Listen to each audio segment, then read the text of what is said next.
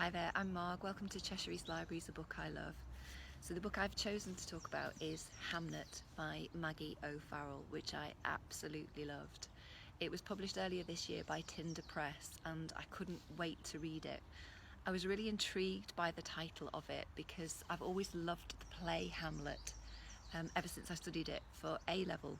Although the book actually hasn't got an awful lot to do with the play until maybe the final few pages where it sort of comes together. Maggie O'Farrell herself said that she was quite intrigued by Shakespeare's life when she was studying him at school, and she became very interested in his family life.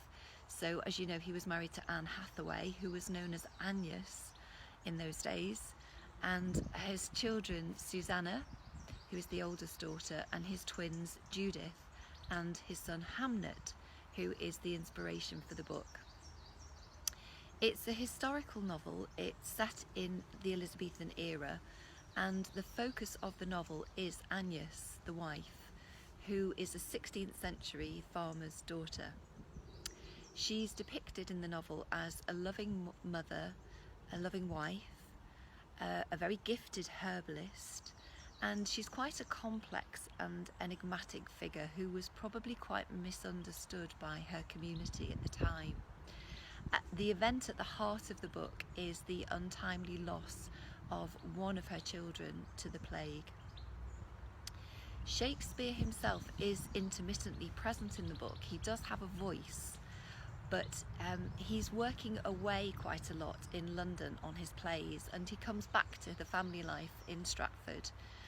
He's only ever referred to in vague terms, so we hear about him as the tutor or the husband or the glover's son, and I think this was a really wise move on behalf of Maggie O'Farrell because so much has been written about William Shakespeare, and this is kind of Agnes's book really, not his.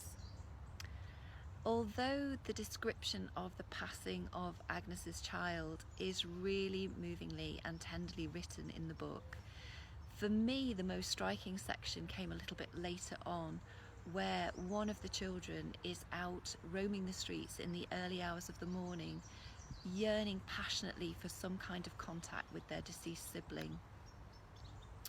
The book is a wonderful study of family relationships and the way each of the family members respond to love and to grief. All the characters are really well drawn and very believable. It's got so many vivid details from the Elizabethan times that you almost feel like you've been there, and I certainly felt when I closed the book that I'd kind of been through the keyhole of the Shakespeare family home. I hope you enjoy it if you read it, and please join us again for some more books that I love.